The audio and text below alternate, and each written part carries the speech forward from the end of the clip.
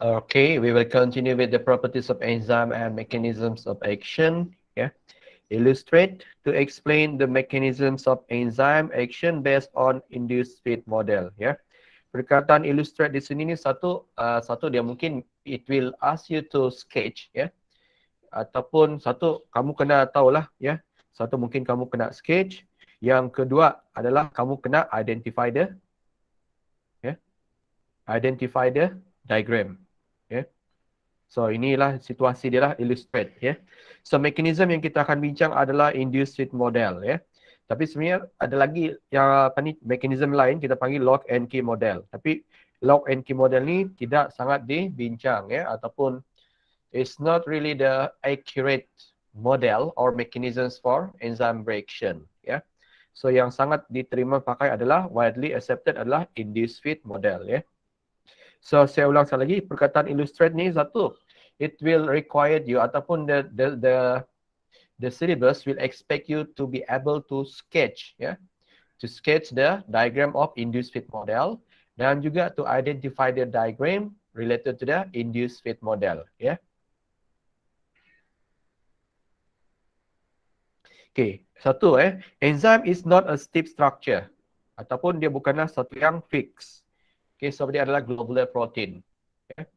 Enzymes and other proteins seems to dance ataupun di dalam kita punya badan, okay, enzim dan juga yang lain-lain tu dia seolah-olah menari ataupun seolah-olah bergerak, ya.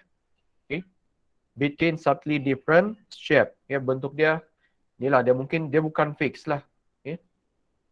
During the very short time the enzyme takes on this shape, its active site can bind to the substrate. Ya. Ini boleh faham ke tu?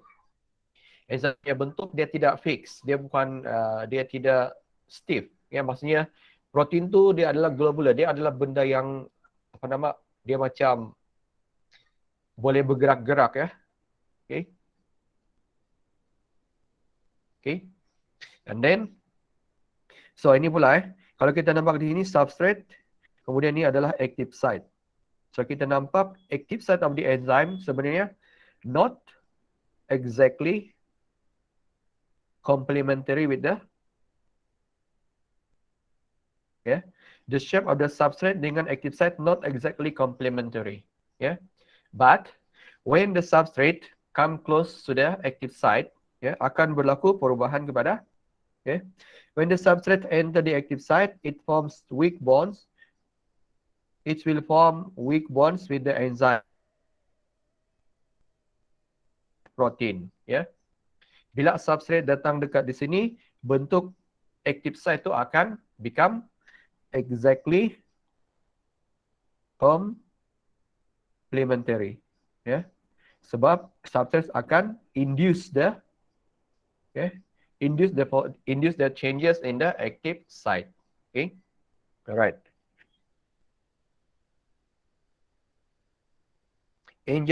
Enzyme change shape slightly due to the interactions between the substrate chemical group and chemical group of the side chains of the amino acid from the active site. So there will be interactions between the substrate and then the active site. Okay. Chemical group of the substrate dengan the chemical group on the side chains of the amino acid of the active site. So dua-dua ada interaction lah, the chemical group from the substrate and the chemical group from the side chains of the amino acid of the active site. Okay. The shape change make the active site fit even more snugly around the substrate. Snugly, snugly ni macam tadilah exactly, fit. Okay, ataupun enzim tu akan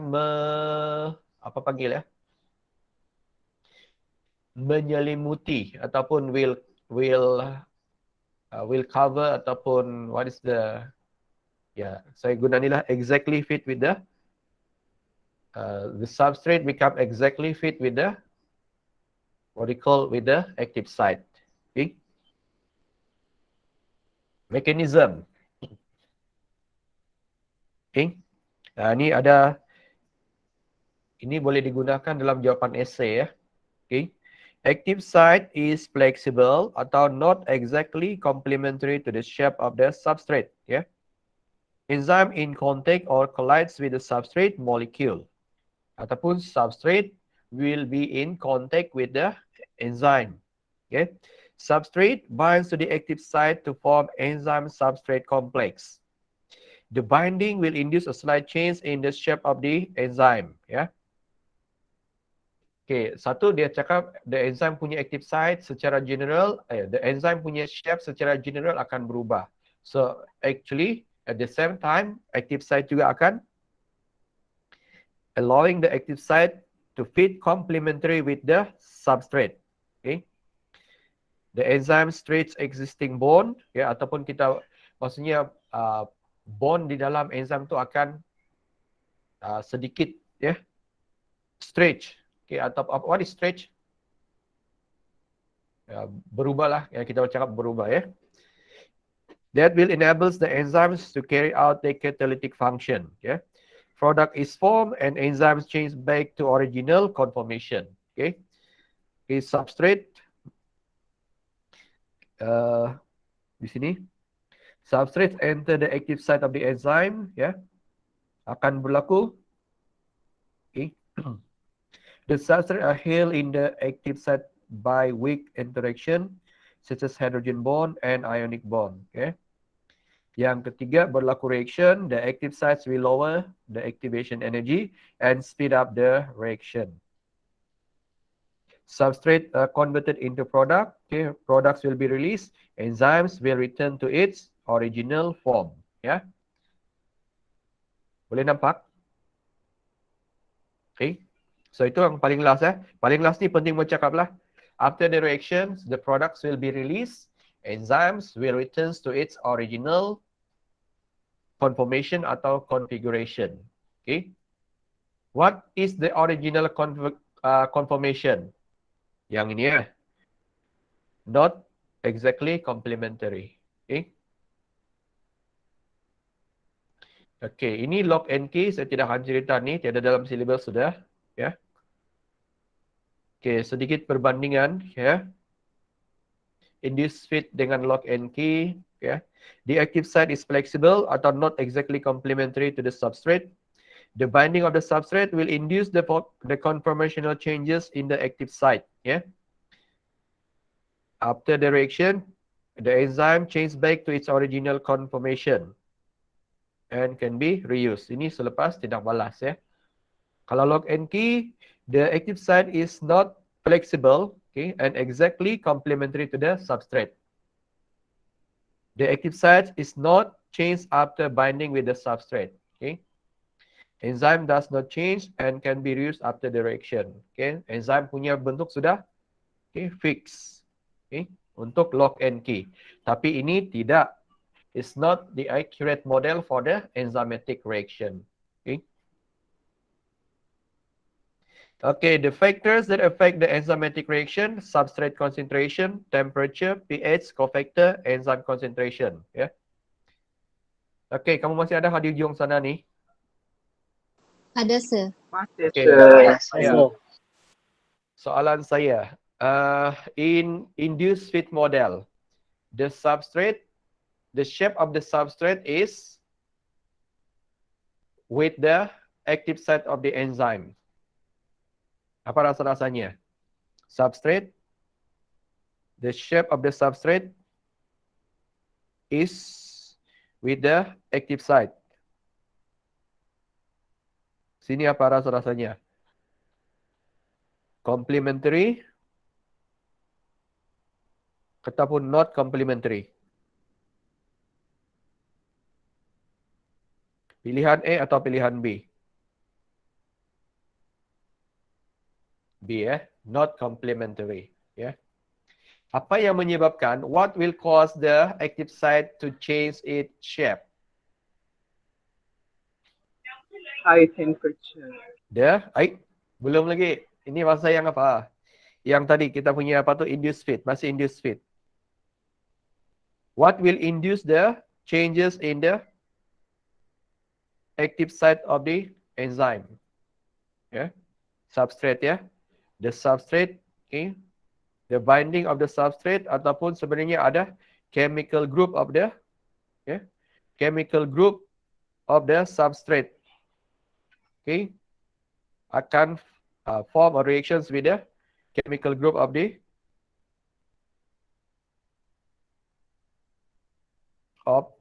active site. Itu. Okay. Okay, yang ini pula sekarang ni adalah faktor yang affect the enzymatic reaction. First, substrate concentration. Second, temperature. Third, pH. Fourth, cofactor. Five, enzyme concentration. Ini tiada dalam silibus kita lah sekarang ni. Sesi depan baru ada. Okay.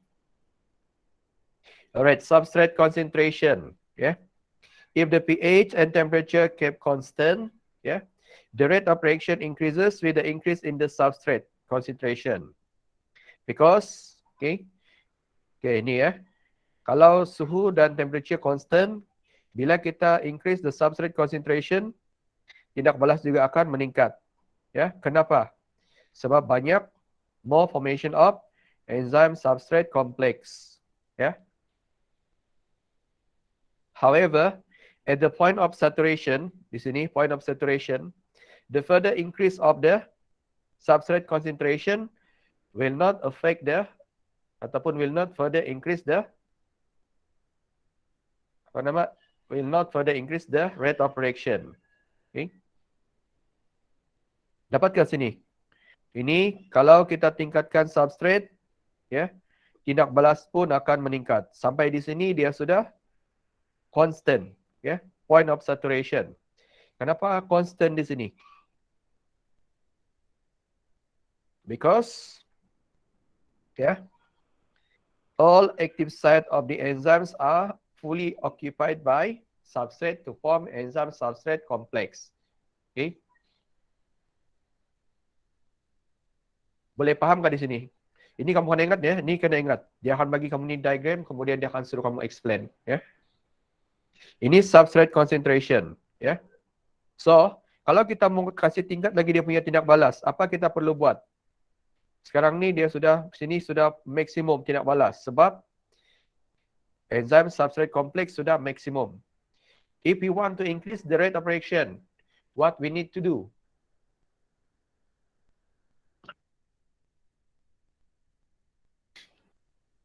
Apa yang perlu kita tingkatkan? Yes, increase the, kita tingkatkan enzyme. Ya, kita tingkatkan enzyme, then the rate of reactions will increase. Okay, good. Temperature. Its enzyme function optimally at certain optimum temperature. Okay. Kenapa temperature itu membantu? Because the increase in the temperature will increase the kinetic energy, more effective collisions between the enzyme and substrate to form enzyme substrate complex. Ya. Suhu, peningkatan suhu menyebabkan kinetic energy bertambah. When kinetic energy increase, more effective collision between enzyme and substrate. So more formation of enzyme substrate complex. Okay. Beyond optimum temperature, hydrogen bonds, ionic bond, and van der Waals forces will be break. Ya. Kalau kita tingkatkan suhu dia, apa bond yang akan putus atau rosak? Satu hydrogen bond dulu lah, ya.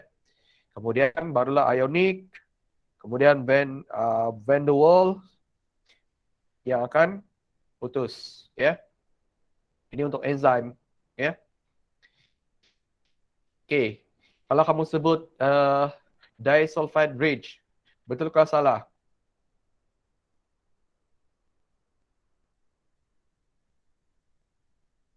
Tidak berapa sesuai ya. Sebab disulfide bridge tu dia very high temperature baru dia akan rosak, ya.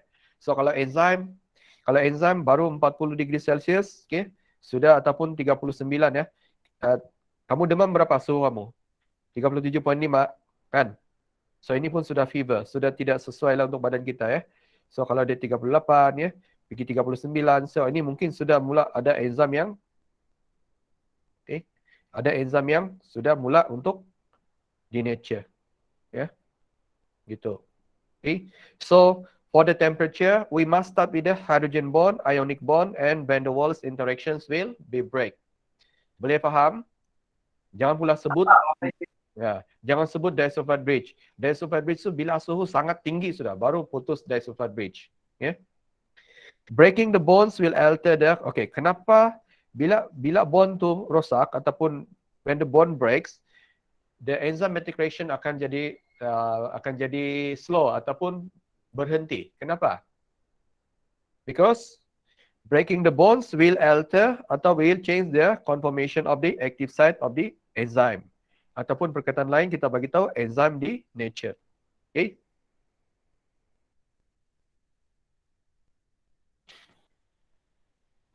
Okay, ni optimal temperature for typical human enzyme adalah 37 degree Celsius. Ya.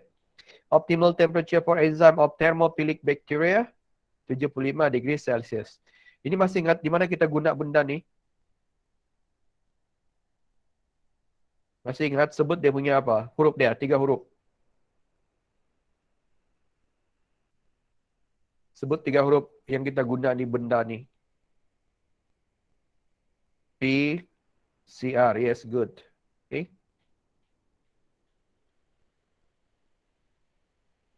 Okay, ini temperature ya.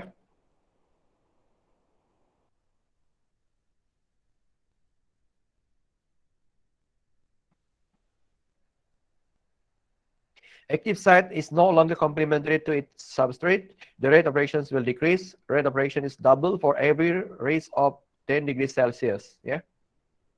Okay, contoh daripada 10 okay, kepada for example daripada ni ya. Contoh di sini 10. Okay, kalau 20, the rate of reaction akan double ya. Okay. The rate of reactions is double for every raise of 10 degrees Celsius. Ya. Tapi yang optimum sampai kepada 37 to 40 degrees Celsius sahaja. Ya. Okay, suhu panas 100 degrees Celsius, enzymes denatured. Ya. That's why kalau suhu panas, okay, 100 degrees Celsius, enzim akan denatured. Ya. Boleh mati. Ya. Kita boleh mati ni. Ya. Contohnya rumah terbakar ya, rumah terbakar dan suhu dalam rumah tu 50-60 degree Celsius. Okay, kita akan mati. Okay, satu mati kepanasan, yang kedua enzim dalam badan kita akan denatured. Okay. Extremely low temperature, enzyme activity stop ya, atau kinetic energy tu slow ya. So kalau minus ya, contoh negative 5 degree Celsius, what happens to the enzyme?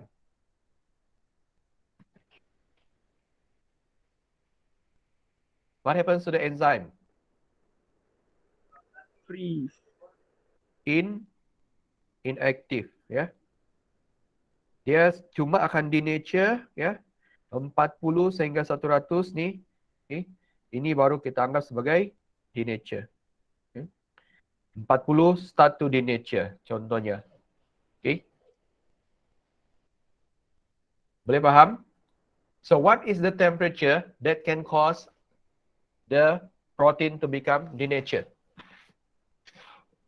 Kita guna perkataan high ataupun very high temperature. Okay. Tidak boleh guna perkataan extreme temperature. Perkataan extreme tidak boleh guna. Ya. Don't use extreme temperature.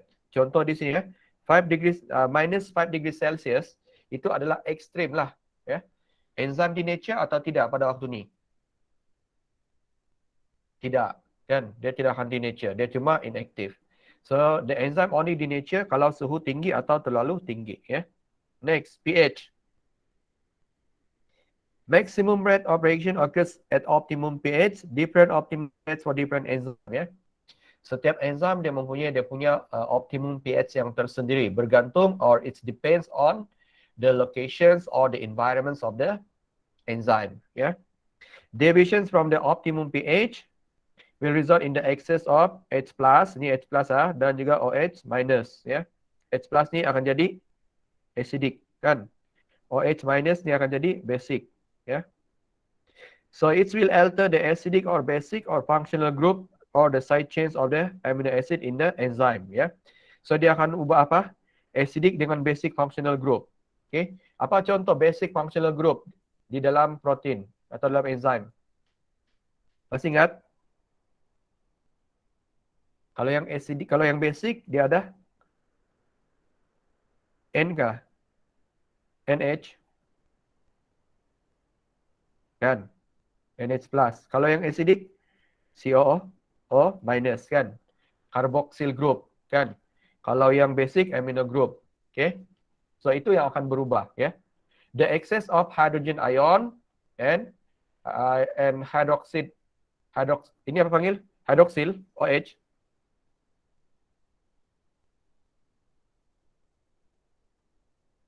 OH minus. Apa nama dia?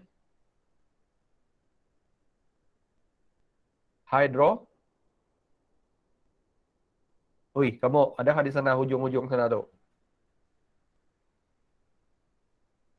Hydroxyl, ya. Yes, hydroxyl. Okay, the excess of hydrogen and hydroxyl, okay, hydrogen ion and hydroxyl ion will cause atau will alter the acidic and basic group of the side chains of the enzyme, yeah. It cause the ionic bond, hydrogen bonds to be broken, yeah. So bond yang pertama akan affected adalah ionic bond. Kenapa ionic bond? Sebab inilah ada CO minus and H plus. So ini akan affected dulu, yeah. Ionic bond and hydrogen bonds to be broken. It will change the conformations of the active site to form enzyme substrate complex. So it will lower the rate of reaction. Okay. Okay, contoh. The optimal pH for two enzymes, satu trypsin dengan pepsin, ya. Pepsin ada di mana? Di dalam perut, ya. So pepsin dia punya pH adalah 2, ya. Optimum pH adalah 2. Wih. Tinggi kan rendah? Dia punya acidity dia ni. Tinggi kan? Rendah. Rendah. Ya, rendah. Ya. Masih itu. So ni, kalau kamu kena gastrik kan, kamu pernah kena gastrik yang apa ni, ada something yang daripada kamu punya perut tu keluar daripada apa tu, naik sampai di leher. Kamu rasa apa? Masam dan pahit kan? Dan kamu akan ada burn, ya. Okay. Pernah kah? Pernah muntah yang ada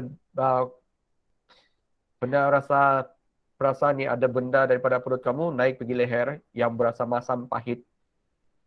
Ya. Benar. Ya, kalau kena gastrik selalunya macam tu, ya. So kamu akan rasa terbakar kamu punya leher kamu kan. Okay. Itu sebab dia punya pH sangat tinggi, ya. Okey, sengsara tidak dapat tidur, ya. Itu kalau berat tu, ada yang kalau sangat heavy kamu punya gastrik, pusing kiri kanan pun sangat sakit kan. Apalah kamu bikin kalau macam tu? Apa rawatan kamu? Berdoa saja. Minum susu. Kasih muntah. Ada yang kasih muntah, ya, menangis. Uish. Common lah kwek. Okey, kalau kamu kena gastrik lain kali kan, kalau gastrik yang apa tu? Gastrik yang ringan-ringan saja, kamu makan ubat gigi saja, ya. Tapi ubat gigi yang dari pack dia lah, bukan yang kamu burus-burus ditelan, ya. Ubat gigi.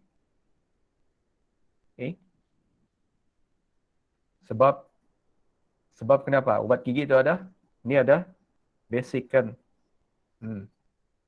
Macam tu. Tapi itu yang ringan lah. Kalau yang berat sudah tu, kalau yang sangat berat, ini tidak berkesan nih. Ya, kalau pergi hospital juga ada yang kena suntik, ya. Perlu kena suntik baru dia lega, ya. Itu kalau sudah peringkat tinggi. Okay. Ini budak-budak asrama beginilah kwek.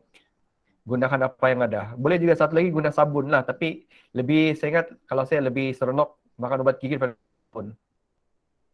Kian. Okay. Okay, amylase. Okay, adalah kita punya contohnya dalam mulut kita.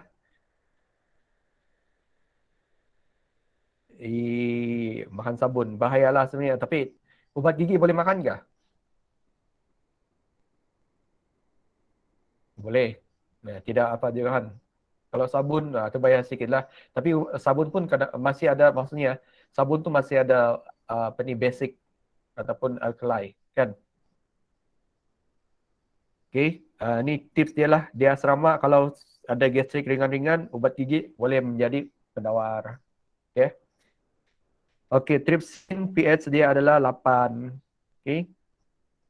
Ataupun di salivary amylase 4.8. Dalam mulut kita 4.8. Okey.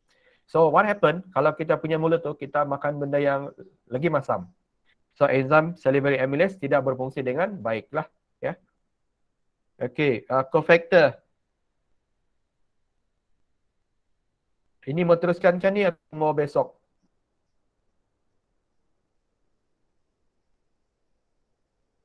Kamu masih boleh lagi? Boleh, sir. Boleh lagi ya? Okey, kita pergi beberapa slide lah. Alright, cofactor. The presence of cofactor will allow the reactions to occur.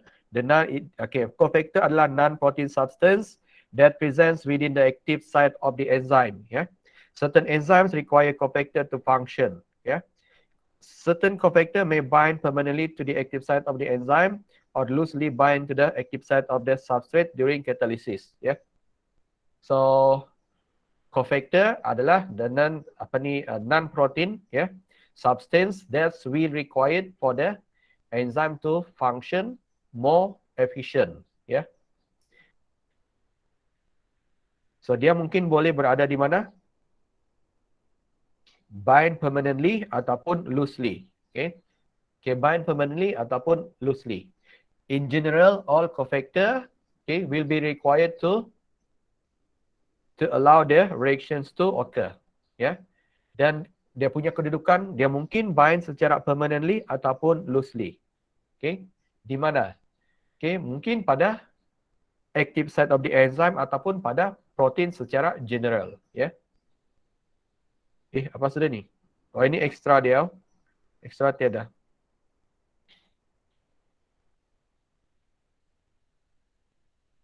Ekstra, saya bagi tahu jugalah. Enzyme concentration, tadilah kalau sudah, okay, kalau tadi substrate, kalau substrate meningkat, ya. So, enzyme dengan substrate ni, dia macam fungsi, dia punya roles dia berlawanan lah, ya. Okay. If the pH temperature keep constant, the rate of reaction increases with the increase in the enzyme concentration. Yeah, because more enzyme provide more active site for the enzyme substrate complex to occur. Okay, but further increase of the enzyme concentration have no effect to the rate of reaction because all substrate are already converted into enzyme substrate complex. Yeah, so kalau kita mau kasih increase lagi reaction dia, apa kita perlu tambah? So ini kita perlu tambah substrate. So dia berlawanan dengan substrate concentration. Yeah. Tapi ini tiada dalam silibus kamu, sudahlah. Untuk sesi ini tiada. So baca sajalah untuk happy-happy. Yeah. Okay, cofactor tadi a non-protein molecule, okay, or ion that is required for proper functioning of the enzyme. Yeah. It can be permanently, okay, ataupun loosely bind to the active site of the enzyme. Yeah. Okay, macam mana cofactor boleh activate the enzyme? Yeah. Enable the substrate to bind to the enzyme's active site by inducing the change of the active site conformational to complement with the substrate conformational. Okay. So contoh certain enzyme dengan substrate, dia punya bentuk tu not exactly complementary. Yeah. The shape of the substrate not exactly complementary with the active site of the enzyme. So ini cofactor akan, will activate the active site of the enzyme, so that the proper chemical reaction can take place. It's allow a transfer of atoms or chemical group from one substance to another. Kita ada 3 jenis: metal ion, coenzyme, prosthetic group. Metal ion, coenzyme, prosthetic group. Nanti kamu mungkin jumpa ini terms apoenzyme dengan haloenzyme. Apoenzyme adalah inactive protein. Apoenzyme tu tiada without cofactor. Haloenzyme is the active enzyme with the cofactor. Apoenzyme without cofactor. Haloenzyme, enzyme with cofactor. So mana satu yang aktif? Haloenzyme. Okay, metal ions. Example magnesium. Dia adalah inorganic. Okay, inorganic ion acts as an activator which bind temporarily and loosely to the enzyme. Yeah, change.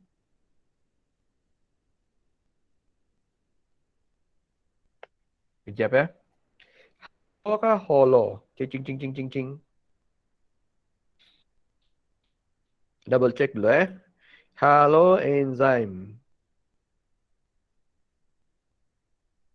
Halo. Ni salah ni eh. Ni halo. Hollow. Tapi hollow pun ada juga eh. Saya cek dulu sekejap. Hollow enzyme dengan halo enzyme.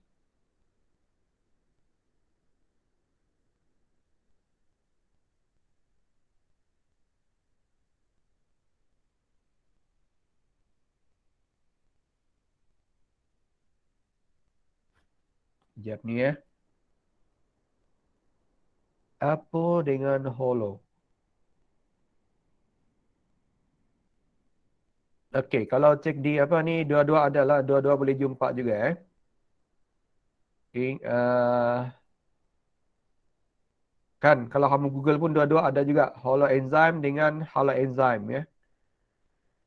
Tapi saya rasa, saya rasa guna ni lah hollow enzyme ya. Okay, halo enzyme pun kalau cek Google masih boleh jumpa lah, tapi Merriam-Webster guna hollow enzyme ya. Use this one, hollow enzyme. Okay, boleh? Boleh kan? Hollow ya, hollow. Hollow. Okay. First metal ion. Okay, metal ion adalah inorganic ion, binds temporarily and loosely to the enzyme ya. So begini ya, kalau dia bind ya, kalau dia permanently dia akan tightly. Kalau dia temporarily dia akan loosely ya. Temporarily dia akan jadi loosely. Ya. VS satu lagi, kalau dia bind permanently dia akan bind secara tightly. Okay. Roles change the conformation of active site of the enzyme to make the active site become more compatible with the substrate ya. Contoh magnesium ion, zinc ya, ferrum. Apa ni? Siu apa? Ni siu. Kalsium. Ni apa kalau siu ya? Copper. Copper ya. So ini pun juga membantu dalam activity of the enzyme ya. Magnesium by far the most frequently found metal ion cofactors in enzymatic system ya. Over 300 enzymatic reaction ya. Magnesium ion able to form stable complexes with phosphate containing compound including ATP. Magnesium ion acts as electric activator ya. Ini contoh magnesium lah. So yang paling banyak adalah magnesium ya. Magnesium terlibat dalam 300 enzymatic reaction ya. So kamu pernah makan magnesium? Okay. Adakah boleh kita makan kena magnesium? Ada jual ni kan? Okay, suplemen kan? Okay. Okay, next. Coenzyme. Okay, a non-protein. Okay, metal ion tadi adalah inorganic ion ya. Non-protein organic molecule, most vitamins or derivatives of vitamin ya. Binds temporarily and loosely. Ya, yang ini pula adalah bind temporarily and loosely to the active site of the enzyme ya. Yang ini bind temporarily and loosely to the enzyme ya, tidak spesifik active site ya. Mungkin active site ataupun ya bukan active site. Just the enzyme, okay? Tapi kalau coenzyme binds temporarily and loosely to the active site of the enzyme ya. Roles as a carrier or detach and help transfer chemical group, atoms or electrons from one substrate to another ya. Example vitamin B ya. So contoh ya, NAD+, NADP+, okay, adalah coenzymes that function in oxidation reduction reaction. So ini yang kita akan guna apa ni? NADH ya. NADH, okay, nanti dia akan jadi NAD+, ya. NADPH jadi NADP+, okay. So ini akan kita bincang banyak nanti when we discuss about cellular respiration dan juga apa ni photosynthesis ya. Because dia adalah sebagai carrier ya. Okey, sebab tu kalau kita sakit ataupun kita selalunya makan vitamin B ya. Kenapa kalau kita makan vitamin B, apa dia punya fungsi dia? Kamu sedar tak tu? Kadang-kadang kita makan vitamin, kemudian apa yang jadi? Okay, kita makan vitamin, kita jadi kuat makan kan?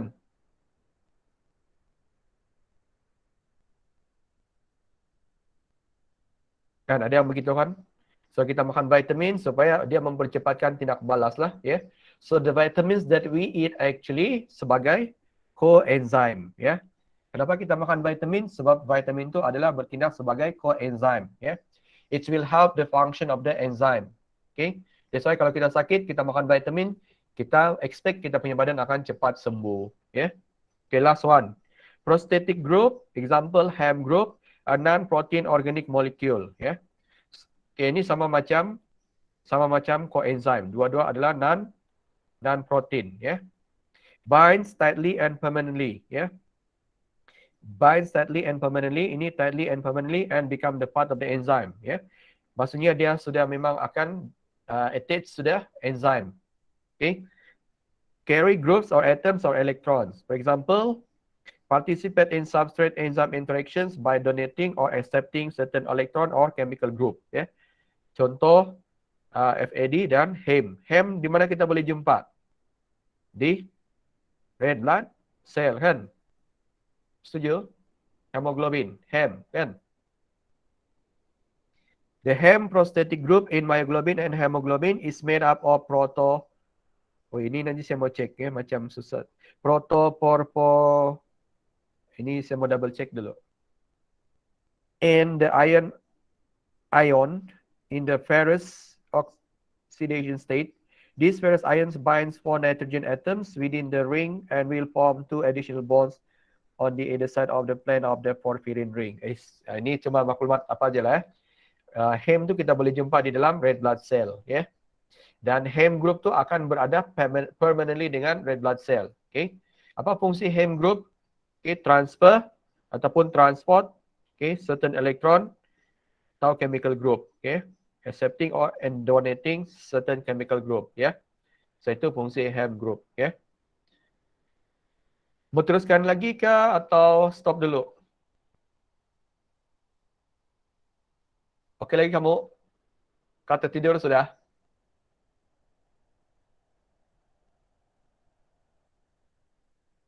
Stop dulu, okay. Rehat dulu ya. Besok ni kita akan sambung, kemudian kita juga proceed kepada cellular respiration, okay. Digest dulu. Okay. Apa mau di digest?